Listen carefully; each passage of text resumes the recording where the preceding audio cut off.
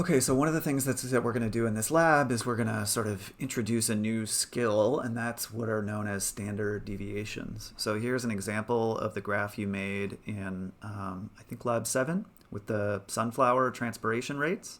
And you'll notice that we just had the bars, and so if you looked at these, probably you would have concluded that something different was going on in the dark and in the salt treatment. What standard deviations are is they allow us a measure of how confident are we in the estimates of these means, and should we really think that these two are different, or frankly, these three, should we think that these three are different? And that's what we're going to sort of add to your toolkit today. So this is the formula for standard deviation. I only show it to you because I think it helps you maybe understand what's going on here. But the good news is you never have to use it like this. Excel has a function that'll just calculate it for you the way you could calculate an average, and that's what you'll do in this class. But I show you the formula because the idea is we literally want to know how much does each observation. So imagine we have two populations, A and B. They're just whatever they are. And I've set these up so that they actually both have the exact same mean. So if you take the mean of these two columns, you'll see that both of them are 5. But there's something really different about A and B, these populations that these samples are coming from, right? You can probably see that there's a lot more variability in B than there is in A. Even though the average is 5 in both of them, the values in A are never very far from 5, whereas the values in B can be really far from 5. And so standard deviations allow us to calculate that. So literally all you do is you go across every observation and you just compare the deviation from the mean. And so how would you measure the deviation from the mean? Well, you could take the mean and subtract the observation, right? So this first value is 1 away from the mean. This one is 0 away from the mean, 1 away, 1 away, 1 away, etc. We don't really care that much if it's bigger than or smaller than. We just want to know how far away is it. So the squaring undoes whether or not it's negative or positive. And then you just do that across all the observations. Sum that up, divide it by the number of observations, and you literally have taken the average deviation, but it's squared at this point. And so it's a little bit more complicated than this, but you could imagine that, well, we want to undo this squared now, and so we just take the square root. And hopefully that formula is really intuitive. It's literally just measuring how far away is each observation and then taking that average distance away from the mean. So kind of like the population calculations, right? The mean is 5, so we put that in. That's what this little thing with the hat is. So 5 goes 5, 5, 5, 5. We do it across all the observations. So it looks like I'm doing this for B here. So it's 1, and then 5, and then 10, right? 1, and then 5, and then 10. And you do that all the way across, sum it all up, divide by the number of observations, which is 10, take the square root, and we get 3 1/3 or so.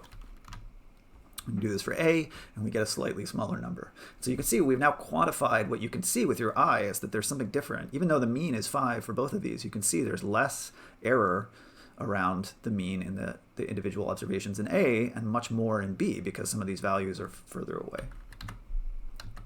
Right? So here's the population. You could think of this now in terms of a histogram or a frequency distribution. So literally all we have is this is the population that the sample of 10 came from, right? So we took a sample of 10. Every time in a lab when we look at 10 or 20 or 30 plants, depending on how many groups there are, we haven't looked at every Arabidopsis plant in the entire world, right? We've taken a sample of about 20 of the billions of Arabidopsis plants in the world. And so since I made this data up, I actually have, right, so here are the frequency of different sized observations, and here are the values of those observations for A. So we can see that the most common observation is 5, that's the mean, and that most of the observations are not very far away from 5. That's what we just quantified. If we do the same thing for B, we look at the frequency of the observations in the real population from which these 10 samples were taken randomly from. We see that, again, the most common number is 5, but it's a much wider distribution. Right, and so the standard deviation literally just quantifies the width of this distribution, which is really handy, right? So here's A, that's very skinny, with a standard deviation of around 0.8, and here's B, that's really wide, with a standard deviation of around 3 1/3.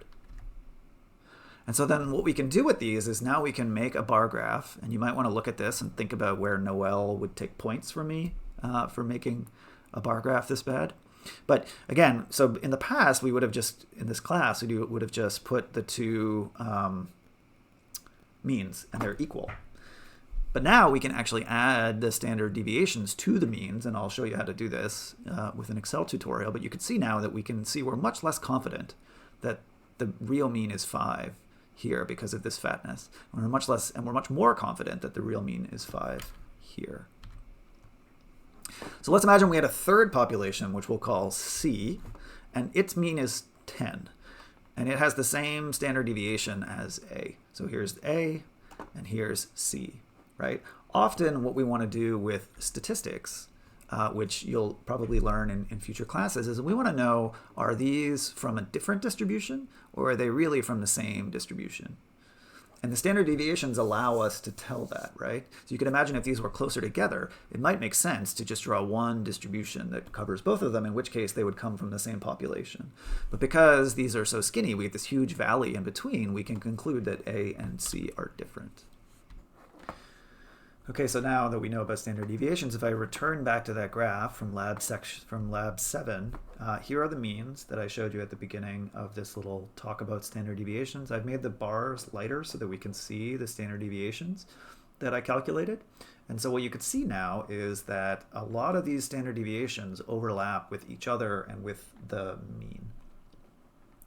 So what this means is that from now on, right, so in the past you would have looked at, like, say, the control and the dark bar, and you would have said, well, they're numerically larger than the salt bar, and so therefore we think that there was more transpiration in the dark.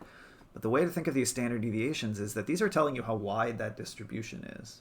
And so if we put a distribution that's this wide, centered on this value, next to this distribution, they would look like they were coming from the same distribution, right? In fact, all 4 of these probably would look like they were actually coming from the same distribution. So what standard deviations allow us to do is be a little bit more confident in whether our observations are actually different from one another. And what we're going to say for the rest of this class is that if the standard deviation overlaps with the mean, one or the other, so you can see this one doesn't overlap, but this one does, we can't conclude that these are different anymore. So we can see that these ones overlap. So basically none of these are different from each other probabilistically. Even though this is numerically larger, there's a very good chance that some of these observations are the same as some of these observations. And so we can't be probabilistically sure that these are actually different. Now, this isn't technically how you do these kinds of comparisons, but I want you just to get a feel for the usefulness of standard deviations. And in some of your future classes, you'll learn more sophisticated ways to tell if 2 means are different from one another. But for Botany 111, just try to think about whether or not these things are overlapping and whether that gives you any confidence in whether or not you can tell 2 things apart. And similarly, you might think about, why does this one have such a wide error bar compared to this one? I don't know the answer, but it's worth thinking about. And so what we're going to do next is we're going to take a look at how I added these in Excel and just sort of show you how to do it. Okay, so you know what standard deviations are now, but how do we put them onto a graph in Excel? Unfortunately, Excel doesn't make this very easy, and it's going to depend on the version you have, like always. It's going to depend on whether you have a Windows or a Mac. So hopefully this gives you a sense of how to do things. So what you're looking at here is the data that you all collected, that the first lab section collected for Lab 7. So remember you had, I think they were sunflowers that were losing water. They were either in a control, in the wind, in salt, or they were in the dark, and you measured, among other things, the transpiration rate. So if we go take a look at one of the graphs I'm assuming that you made, this is Mike's answer key. You can see we've got the different treatments, we've got the transpiration rate, and it's the averages, right? So these are the averages taken from the pivot table. And so the good news is that calculating standard deviations in Excel is very easy. You don't have to use that formula. Excel will just do it for you. So the way to do it is we're going to modify this pivot table to have more than just the means. So what we're going to do is we're going to grab transpiration, we're going to put it in the values twice. It does something weird on my computer where it adds this thing to the columns. We're going to put this in the rows. So now you can see we've got a row of average and a row for the sum because it defaults to the sum. So this values here made it weird, but it makes more sense if we do it this way. So then all you do is you go inside of here to the field value settings, just like when you're changing it to an average. And if you scroll down on this menu, you'll see that standard deviation is one of the options. So there you go. That calculation is done. And then all we need to do is, I usually suggest that you do what Mike has done here. And you put them down below. Remember, these grand totals are for accountants. They're not useful to us. So we're just going to delete that. And now we've got the standard deviations down here. So we've got them calculated. That's easy. We've got the means calculated too. So the way to add this to your graph, and Excel doesn't make this easy for you. It's actually really annoying the way Excel is designed. So the way to do this is you need to go up to Chart Tools or whatever you have. You know, when you're clicked into the figure, it opens this extra menu. You're going to go to Design, and then we need to add an element.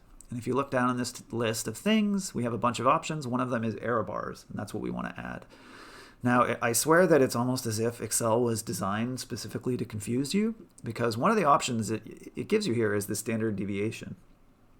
But if you look at what the graph, what actually shows up on the graph, it's got this weird floating bar above the salt. That doesn't make any sense, right? The standard deviations should be symmetrical around the mean. So I literally have no idea what this is doing. It's almost like they added this here just to confuse you. So what you're going to do instead is you're going to go all the way down to more options. Never trust Excel to do error bars. Go down to more options. And then what it does is it adds something that I literally have no idea what it is. And then what we need to do is go to error bar options over here, get this open somehow. So you can, I think, like right click on the error bars, go to format error bars, or you can go look over here at the options. Any of those are fine. What we want then is vertical error bars. We want it on both sides. It gives you the option to only put it on one side or like on the bottom or the top. So if I click this, you can see it ends up only on the bottom, or it ends up only on the top. But we want it on both sides of the mean, right, to sort of give us a sense of what that distribution looks like. Cap is usually good. And then you can see what it's done here is it's just put a random number, 0.5. I have literally no idea why it defaults to that or what that's supposed to mean. Again, it's like Excel is designed to confuse you. So what you want to go down now is to custom, and you're going to specify a value. And here is where we can do the thing that you would normally do, where we can add the values that we calculated. And unfortunately, Excel makes you do this twice. You just add the same numbers as if there was a difference. And there we go. So there are the error bars. You can't really see because of the color that they've chosen. Let's see if I can change that. There we go. So you can hopefully see these error bars now. So basically, you'll know you've done something wrong if the error bars are floating and they're not symmetrical around the mean. So notice how it's the same distance up as it is down around each mean. So that's how you can know you're on the right track. And they should be different sizes. So notice how this one is much bigger than this one. If all your error bars are exactly the same size, probably you need to go back in and check whether you've left it on one of these fixed values. That's often a common mistake. So the two most common mistakes are trusting when Excel says it's going to do a standard deviation, because you can see how weird this is, where it's floating and they're all exactly the same length, and this one's floating inside the bar for some reason, or leaving one of these fixed values. So as long as you go to more options and specify a custom value, then you should be good. See, it defaults to 1 now. Specify a custom value. And I don't know why mine aren't showing up in here, but it's there. So there you go. We're back to the right thing. So that's how you add error bars in Excel.